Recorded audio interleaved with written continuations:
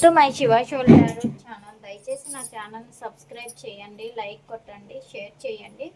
ఎవరికైనా personal readings, remedies, marriage issues, health issues, ఇతర problems ఏవైనా ఉంటే స్క్రీన్ పైన ఉండే కాంటాక్ట్ నెంబర్కి అయితే కాంటాక్ట్ అవ్వండి. ఇప్పుడు నేను చెప్పబోయే టాపిక్ మీ పర్సన్ కరెంట్ ఫీలింగ్స్ ఏ విధంగా ఉన్నాయో చూద్దాం. Universe, gratitude gratitude gratitude. చూసే వ్యూయర్స్ పర్సన్స్ కరెంట్ ఫీలింగ్స్ ఏ విధంగా ఉన్నాయో యాక్యురేట్గా రీడింగ్ ఇవ్వండి universe. Pay attention to science. కొంచెం మీరు హీల్ అవ్వండి. ఇచ్చే సిగ్నల్స్ని మీరు అర్థం చేసుకోండి. వాళ్ళు ఇచ్చే మూమెంట్స్ని, అంటే వాళ్ళు ఏ విషయంలో ఉన్నారు, దేని గురించి ఆలోచిస్తున్నారు, వాళ్ళు ఎందుకు ఇగ్నోర్ చేస్తున్నారు, ఇలాంటి వాటన్నింటినీ కూడా మీరు అర్థం చేసుకొని వాళ్ళ మనస్తత్వాన్ని అర్థం చేసుకొని ఈ రిలేషన్లో లాంగ్ టర్మ్గా ఉండాలి అంటే కొంచెం వెయిట్ చేయండి. సైన్స్ అన్నింటినీ వెయిట్ చేయించి వాళ్ళ ప్రేమను అర్థం చేసుకునే విధంగా చెయ్యండి అని మీ పర్సన్ అంటున్నారండి. Have a faith. మీరే కానీ నిజాయితీగా ఉన్నట్లుగా అయితే ఈ రిలేషన్లో ఖచ్చితంగా గ్రోత్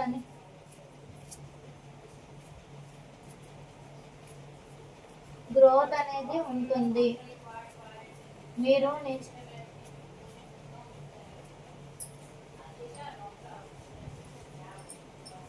మీరు నిజాయితీగా ఖచ్చితంగా ఉండాలి అని అయితే ఇక్కడ చెప్తున్నారు.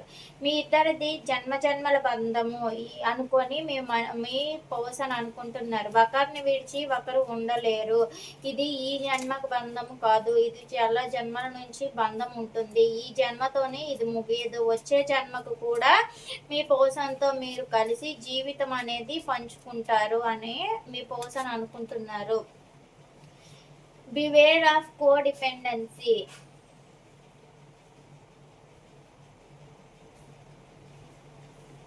అంటే మీరు ఎక్కువగా వాళ్ళని ఎడిక్షన్గా ఉంటే, ఎక్కువగా మీరు వాళ్ళకి అటాచ్మెంట్లో ఉంటే, మీరు టైం అనేది మీరు మాత్రమే ఎమోషనల్గా వాళ్ళకి అటాచ్మెంట్ అవుతుంటే దానివల్ల ఏంటంటే మీ ఇద్దరి మధ్యలో ఉండే రొమాంటిక్ లైఫ్ మీద ఎఫెక్ట్ ఇస్తుంది. అంటే ఎవరికైనా బయట జనాలకి కానీ, లేదు అంటే ఇంట్లో వాళ్ళకైనా ఎవరికైనా సరే దొరికిపోతే ఇబ్బందికరమైన వాతావరణం అనేది ఏర్పడుతుంది. మీ ఇద్దరి మధ్యన గ్రోత్ అనేది ఉండదు అని అనుకుంటుంది. మీ ఇద్దరి మధ్యన ప్రేమ అనేది ఎప్పటికీ విడదీయలేని బంధముగా మీ ఇద్దరు ఉన్నారు అని అయితే ఇక్కడ కనిపిస్తుందండి. మీ పర్సన్ అయితే ఆ విధంగా అనుకుంటున్నారు.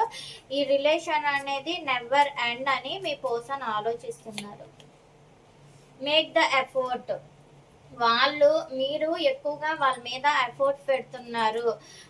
వాళ్ళు టైం మీకు ఇవ్వలేకపోతున్నారు. ఇవ్వలేని సిచ్యువేషన్లో మీ పర్సన్ అనే వాళ్ళు ఉన్నారు. Over thinking.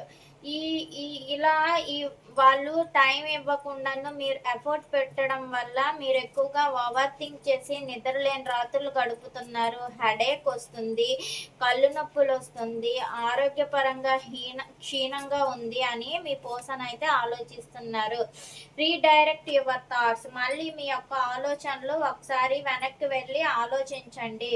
మీ వెనక్కి వెళ్ళి ఆలోచిస్తే అన్నిటికీ ప్రతి ప్రశ్నకి కూడా సమాధానం అనేది దొరుకుతుంది. ఫస్ట్లో ఏ విధంగా ఉన్నారో ఆ విధంగా ఉన్నట్లుగా అయితే మీరు కళ్ళు తెరుచుకున్నట్లుగైతే ఈ రిలేషన్ అనేది ఖచ్చితంగా ముందుకు వెళ్తుంది అని అయితే మీ పర్సన్ ఆలోచిస్తున్నారు. మీ ప్రేమని వాళ్ళకి ఎక్స్ప్రెస్ చేయండి. వాళ్ళు కూడా వాళ్ళ ప్రేమని ఎక్స్ప్రెస్ చేయాలి అని ఆలోచిస్తున్నారు.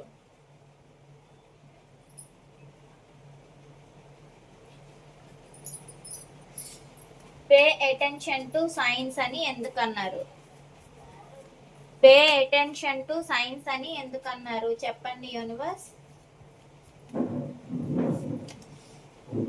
అంటే కొంచెం ఇన్సెక్యూరిటీగా ఈ రిలేషన్ని ఉంచి ముందుకు వెళ్ళాలి అనుకుంటున్నారు.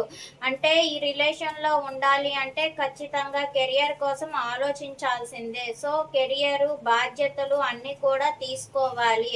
అందుకే కొంచెం ఇన్సెక్యూరిటీగా ఉంచుతూ ఈ రిలేషన్ని ముందుకు ఖచ్చితంగా తీసుకొని వెళ్ళాలి. లైఫ్లో అంటే ఫ్యూచర్ గురించి ఓవర్గా థింక్ చేస్తున్నారు. Have a faith. ఖచ్చితంగా మీరు నిజాయితీగా ఉన్నట్లుగా అయితే మీ పర్సన్ ప్యాషనేట్ న్యూ బిగినింగ్ మీతో చెయ్యాలి అని మీ పర్సన్ అనుకుంటున్నారు. మీరైతే చాలా నిజాయితీగా ఉన్నారు, నమ్మకంతో ఉన్నారు. మీరు నిజాయితీగా నమ్మకంతో మీ పర్సన్ అనేవాళ్ళు మీ పర్సన్ గురించి మీరు వెయిట్ చేసినట్లుగా అయితే ప్యాషనేట్ న్యూ బిగినింగ్ మీ ఇద్దరి మధ్యలో ఖచ్చితంగా జరుగుతుంది. Past lives connection. ఇది బాధ్యతాయుతమైన రిలేషన్షిప్ లా కనిపిస్తుంది. ఇది జన్మల బంధం కాబట్టి మీ బంధం అనేది బాధ్యతాయుతంగా ఉంటుంది అని మీ పర్సన్ అనుకుంటున్నారు. బివేర్ కో డిపెండెన్సీ. ఈ లైఫ్ లో థర్డ్ పార్టీ సిచ్యువేషన్ లో ఉండేటప్పటికి కూడా ఇంకొకరు వీళ్ళ మీద ఆధారపడినప్పటికీ ఈ రిలేషన్ లో ఈక్వల్ గివ్ అండ్ టేక్ అనేది ఖచ్చితంగా ఉండాలి అని అనుకుంటున్నారు. Unbreakable love. ఎంత నో కాంటాక్ట్ సిచ్యువేషన్ అనేది ఏర్పడినా మీ రిలేషన్లో ఎన్ని ప్రాబ్లమ్స్ వచ్చినా ఎన్ని సమస్యలు వచ్చినా మీ ఇద్దరి మధ్యలో బంధం అనేది అన్బ్రేకబుల్ అంటే విడదీయలేని బంధంగా ఉంటుంది. ఆన్ అండ్ ఆఫ్ సిచ్యువేషన్స్ ఏర్పడినా సరే రిలేషన్లో హీలింగ్ అవ్వడం కలవడం ఇలా జరుగుతుంది అని మీ పర్సన్ అనుకుంటున్నారు. Make the effort. ఖచ్చితంగా ఈ రిలేషన్ లో ఎఫర్ట్ అనేది ఉంటుంది. ఫ్యామిలీ రిలేషన్ గా మారుంది. మ్యారేజ్ చేసుకోవాలి, మిమ్మల్ని హ్యాపీగా ఉంచాలి అని అయితే మీ పర్సన్ ఒక నిర్ణయం అయితే తీసుకున్నారు. Over thinking. మిమ్మల్ని అబ్జర్వ్ చేస్తున్నారు. ఓవర్గా థింక్ చేస్తూ మిమ్మల్ని అబ్జర్వ్ చేస్తున్నారు. సోషల్ నెట్వర్క్స్ లోని ఎక్కువగా ఉంటున్నారు. ప్రతి సోషల్ నెట్వర్క్ లో కూడా మిమ్మల్ని ఖచ్చితంగా అబ్జర్వ్ చేస్తున్నారు. Redirect your thoughts. On and of situations జరుగుతున్నాయి. ఈ అబ్జర్వేషన్ వల్ల మీ ఇద్దరి మధ్యలో ఆన్ అండ్ ఆఫ్ సిచ్యువేషన్స్ జరుగుతున్నాయి. మీరు వాళ్ళని ఎక్కువగా స్టాక్ చేస్తున్నారు అని అయితే కనిపిస్తుంది. ఈ స్టాక్ వల్ల ఏంటంటే మీ ఇద్దరి మధ్యలో ఆన్ అండ్ ఆఫ్ సిచ్యువేషన్స్ జరుగుతున్నాయి. రెండు విషయాల్లో జగిల్ అవుతూ ఉన్నారు. Open your eyes. ఖచ్చితంగా ఈ రిలేషన్లో ప్రైవసీ ఉండాలి, కాన్ఫిడెంట్ అనేది ఉండాలి. అప్పుడు ఆ రెండింటి ఉంటే ఈ రిలేషన్ అనేది సక్సెస్ఫుల్ రిలేషన్గా మారుతుంది. వాళ్ళ ప్రేమ మీరు మీ ప్రేమని ఎక్స్ప్రెస్ చేస్తున్నారు కానీ వాళ్ళు మిమ్మల్ని చాలా తెలివైన వ్యక్తులుగా తీసుకుంటున్నారు. ఈ రిలేషన్ అనేది ఖచ్చితంగా జెన్యూన్ గా మారుతుంది.